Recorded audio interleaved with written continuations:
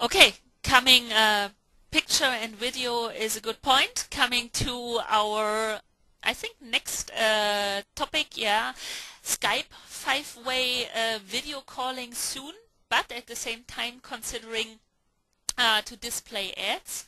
And then Google bought GIPS, so for a nice 68 million. But Yeah, no, not bad, huh? yeah, not bad at all.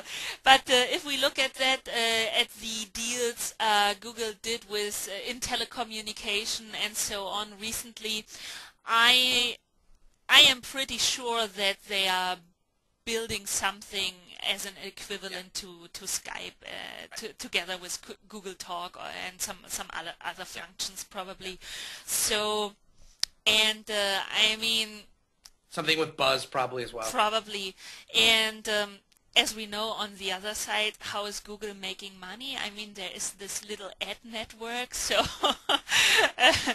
I think everything about Google seems to be pretty clear that it will also be with something somehow ads displaying. And I mean, we have this discussion on Twitter as well.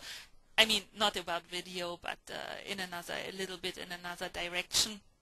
So Skype, as far as I know, is one of the backbones for many educators. And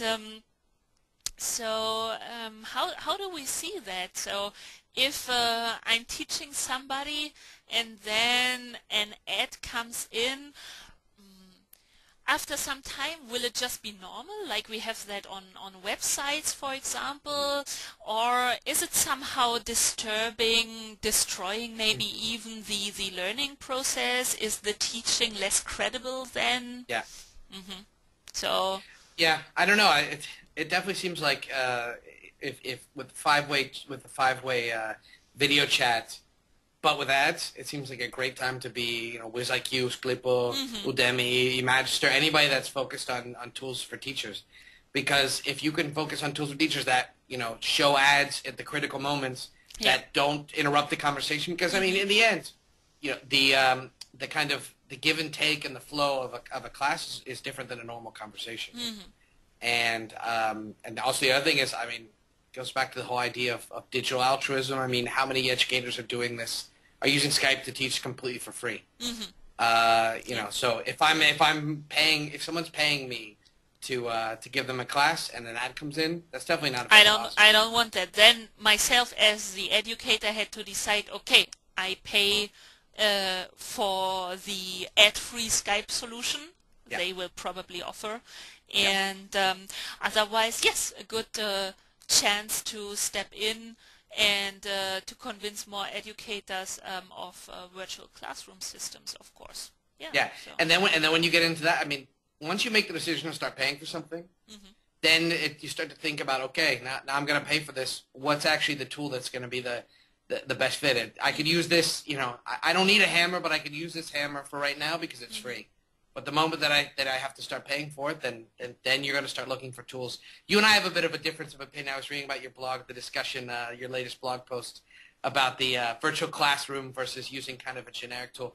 I still have to believe, maybe this is just, my kind of, because I've worked on web classrooms, I think that for a couple of reasons, you really need that the virtual classroom is the way to go, hmm specifically an application designed for teachers.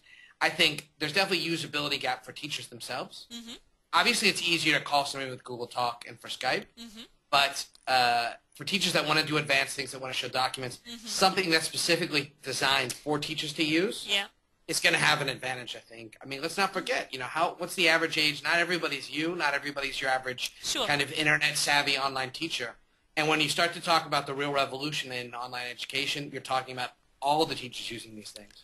And I think there's a great future. Um, I am posting to some extent always from my perspective, and when I really focus on conversational lessons, then I would wish that the virtual classrooms will like step up a little bit and increase the video voice quality a Yeah. little bit more. But I think then but still today for various tasks like you described, where you just need to have more than the voice tool, the camera. You want to show more, and then I can imagine a great opportunity in science as soon as this comes That's more what you meant, yeah. online. So definitely we don't disagree in this point. Yeah, yeah. But No, about, I think there's a lot of work to be done by the virtual classrooms. I think you're right. Now, the big dirty secret here is that a lot of the voice and the video quality has nothing to do with the providers. We just have very bad telecoms in the United States, in the vast majority of the United States, and in Western Europe. We have. I mean, if we all went to South Korea or Japan, we would blush. Yeah. We would blush. I mean, in the end, we're limited. We're all limited by that. I'd love to see. I haven't done any. I mean, none of us have been able to see yet the 5-way Skype chat, but I'd love to see what that's like because, in the end, it's all a question of how good the bandwidth is on both ends. It is, yeah, it is on both sides. So, when I see my South Korean student for ages, Skype shows me, well, he is displaying in HD quality and perfect and everything, and then, it's definitely here on this end. So, Good. So, and one interesting point you mentioned was the for free versus the paid. That then I actually choose the best tool. And there was this big bohai going on 2 or 3 weeks ago when Ning announced it will not be for free anymore. And I heard the educational networks, oh no, how can they do that, and so on. And we will leave Ning. And but that's actually then if they are not willing to pay a little amount for their PLN, then I don't know. I mean, a service is also somehow valuation and how much you like and appreciate a service when you're willing to pay for it. So right, exactly. Well, you talked about. I know you talked about this in an early episode, and I think that the iPad's going to change our minds in a lot of this. I think we all have to get out of our head that things are free. And I know that when we talked the last time in the ETCon about digital altruism, a lot of people got the idea wrong. I don't at all mean that everything should be free, and that obviously if we have free education in Europe, if we're in a social democracy, it's the state paying for it, and those are our tax euros and our tax dollars paying for it. But the idea of digital altruism is simply that that we choose with our own free time to help each other. Exactly. But when it comes to these services, I mean, these things aren't free. I mean, Ning, $120 million investment to start off. Yeah. And they're groups with 40,000 people. Having lived on and living right now in the back end of running gigantic groups, I know how much that costs a year to run. I mean, that's a huge chunk of money. There's got to be a way to. Many people also in education forget. I also separate that. I give from my free time. I help people. I do things for free.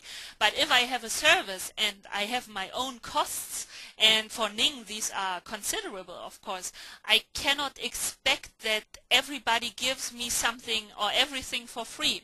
And also a little bit the danger I see implied in these services, people hop on, use it for a couple of weeks, then the next free thing comes up, the old one gets boring, they go on to the next one, it's free anyway, so there's no really appreciation for it then, and in the end also no appreciation for the work these people invested in their services. But I think a lot of the complaints about Ning had to do with the fact that people were actually very invested in it, and that which just goes to show that maybe you should really consider paying for this because if they've got you locked in a little bit because you've built up a very solid group and a very active group and your content's there, well, this goes a little bit back to the idea of privacy. Yeah. The idea that in the end there's things that we just kind of take for granted, but these have to. They were doing this for a reason. You kind of knew when you started this that this was a private company, and I don't know. Maybe universities need to start paying for their own versions of Ning for their educators. Maybe schools, and that would be a nice way to do it. But either that or they go through publicity. But I mean, there's got to be some kind of business model behind it. Unfortunately, Ning's not an NGO. It's good news for the rest of us, though. Yeah, it is. The scrappy startup, because when you see these big guys kind of have to force themselves that have had a huge amount of investment that have to force themselves to just go and say, listen, sorry, we're gonna start charging for this. What you hope is that there's going to be a paradigm shift, probably a little bit like the education publishers and the iPad. People will realize that these things aren't free. Yeah. Good.